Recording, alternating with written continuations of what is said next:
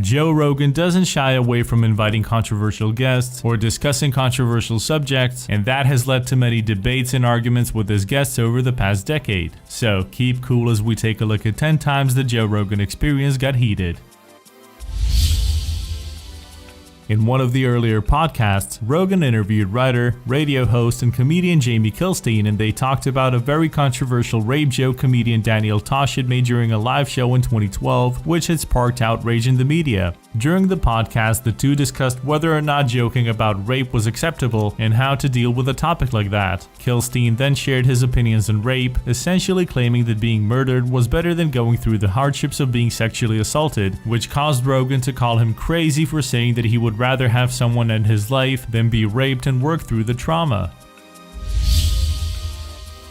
Brian Collin, Joe Rogan, and Brendan Schaub have done a lot of shows together, so when Rogan and Schaub kind of ganged up on Collin during a podcast in which they watched fights in June 2015, things didn't get too serious. You fucking bully me. If I you try bullying me right now, motherfucker. You know what your problem is? Hold on, let me handle this. Here's your problem. You've talked to too many guys that let you say shit like that. After Collin said that he had been bullied for around a year at one point in his life and wasn't taking any BS from anyone anymore, Rogan and Schaub mocked his tough guy facade and made it pretty clear that they were not buying it. As Brian continued to act tough, they simply replied by saying he had spent too much time with people who let him talk that way without poking fun of him, but made it pretty clear that they thought his threats towards any potential bullies were ridiculous.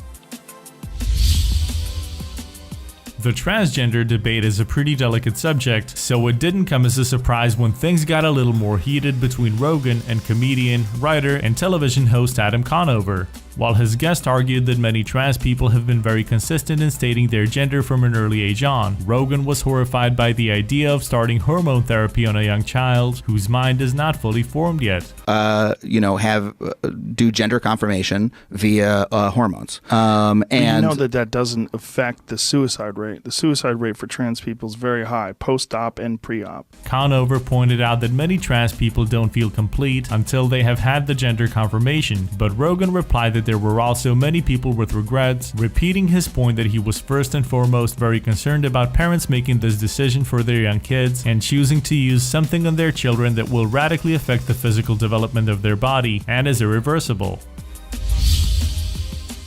In times of #MeToo and political correctness, you really have to watch what you joke about these days, but during his time on the Joe Rogan Experience, Cuban-American stand-up comedian, actor, and podcast host Joey Diaz stated that he didn't really care about that. I'm not taking it no more.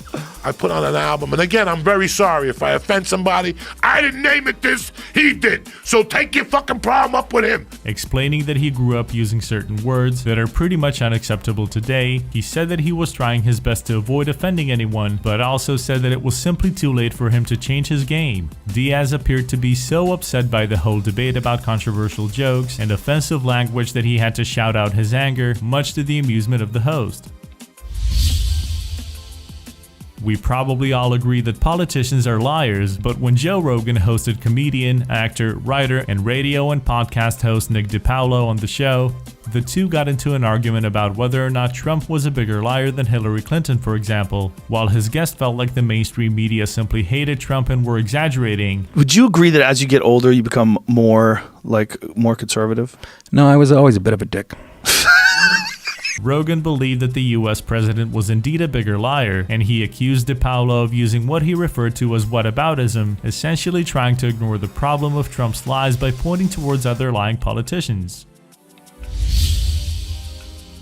American conservative commentator and political activist Candace Owens shocked Joe Rogan during her time on his show when she stated that she didn't believe in climate change. When she admitted that she wasn't educated in the field, and this was simply her belief, Rogan replied that she shouldn't form an opinion and stated publicly then until she would be more informed because global warming wasn't about believing or not believing. Yeah, I don't believe this at all, just so you know. You don't believe it at all? Owens didn't do herself a favor when she brought up the fact that she mostly felt like that because of how politicized the topic has become, because Rogan quickly pointed out that about 97% of scientists from all over the world who had done studies on behalf of all kinds of companies and organizations said it was real. Owen started talking about how she felt that America was losing money because the topic had become so politicized and she didn't feel like humans needed to do anything. Rogan was pretty shocked to hear that, being a strong believer of humans having a negative impact on the climate. However, he was even more angry about Owen simply saying that she didn't believe in global warming and repeatedly called her out for stating her uninformed opinion on the topic, saying that she should be more aware of the influence she, as a public person, has on people. In 2015, British political commentator, public speaker, and writer Milo Yiannopoulos got into a pretty heated debate with Joe Rogan when they discussed topics like religion, myths, and male circumcision on babies. The two kept talking at the same time and interrupting each other, but things got even more intense when Yiannopoulos pointed out that a lot of our behavior and the way we talk, as well as what is acceptable in our society, is based on Christianity. If you say you're Christian and you want to be on that team, you gotta kind of say it. You can aspire to be better than you are. Aspire to be better than you are doesn't mean you believe in Jewish zombies. Rogan was having none of that and simply called it BS, saying it was all cultural. However, the example from New Guinea that he brought up basically just confirmed his guest's argument, since New Guinea natives are not Christian. The discussion continued for a while, with Rogan being unwilling to accept his guest's assertion that people in America and Europe live in a Christian culture where values are based on Christianity. 5 years ago in January 2014, Rogan interviewed Dr. Mark Gordon, the medical director of education at Access Medical Laboratory, on his podcast, and right in the beginning of the interview they got onto the subject of a supplement called glutathione. Gordon mentioned an example of a guy taking the supplement after a night out when he was feeling dizzy and nauseous from alcohol. According to Gordon, the guy was clear as a bell just half an hour later and then went out partying the next day and couldn't get drunk. Glutathione. Glutathione Helps your liver when you drink alcohol? Well, it helps you with just about anything that the liver is responsible for digesting or metabolizing. Rogan reacted with disbelief and then laughed, saying that he wished he was smarter and knew more about the topic so he could call Gordon out on his BS. But while Rogan felt like his guest was giving people false hope, he still thought it sounded like a smart thing to try. His reaction to Dr. Gordon's claim later caused Brian Dunning to reapproach Rogan for not calling his guest out on it. He came on and he starts promoting his miracle supplement that you take and you can drink as much alcohol as you want and not get drunk. Well, he's talking about glutathione. Saying that even someone with no expertise in the area should know that this sounded too good to be true and that things are never that simple. During his interview on Rogan's podcast, Dunning said that claiming there was a supplement that prevents you from getting drunk is against all reasonably established science and potentially deadly advice. You should have known enough to call him out on your bullshit. I didn't know he was going to bring that up. If you're going to, when you say that there's a supplement that can prevent you from getting drunk, I'm sorry, you are against all reasonably established science. He was outraged that Rogan simply allowed his guest to make people believe that the supplement allows you to drink as much as you wish without any side effects, when it's just not as simple as that. Dunning was of the opinion that with a following like he has, Rogan had a responsibility to call his guest out on BS like that, while Rogan denied that he had any obligations towards his listeners, saying that he couldn't call someone out on something like that since he is simply not an expert and never claimed he was. In 2017, martial arts instructor and comedian Eddie Bravo and stand-up comedian, fellow podcast host, and former professional MMA fighter Brendan Schaub came on Rogan's podcast and got deep into flat earth theory, one of the world's biggest conspiracy theories. Bravo just didn't want to believe that the pictures taken by a Japanese satellite showing around Earth were real and kept saying that they looked fake to him. Rogan pointed out that they had been taken from 22,000 miles away and brought up a Japanese satellite that takes a picture every 10 minutes, asking why they would bother to put up fake, downloadable pictures in high resolution every 10 minutes. Bravo did admit that there was no photo of a flat Earth, but insisted that the ones showing Earth to be round looked fake, claiming that all space agencies were in on this global lie. Rogan and Schaub couldn't believe that Bravo was ignoring all scientific evidence pointing towards the Earth being round, with Schaub wondering what the gain of this alleged lie would be. The discussion got even more heated when they talked about whether or not the Earth was spinning, and Schaub brought up an experiment that allegedly proved that Earth is not spinning, but turned out to be absolutely impossible to recreate, which was pointing to the fact that Earth is indeed spinning.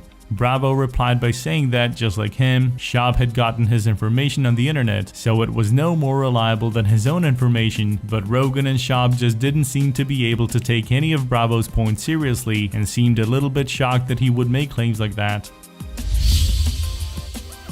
Starting a discussion about marijuana with Joe Rogan is a pretty risky thing to do, and Steven Crowder had to learn that the hard way. The Canadian-American commentator, actor, comedian, and host of Louder and Crowder, a late-night style comedic television show covering news, pop culture, and politics on his own site, tried to talk about the potentially negative effects marijuana could have on you, but was quickly attacked by a very defensive Rogan, who eventually resorted to yelling and calling Crowder names. After all, things like Coachella wouldn't exist. Is this your article? Yeah.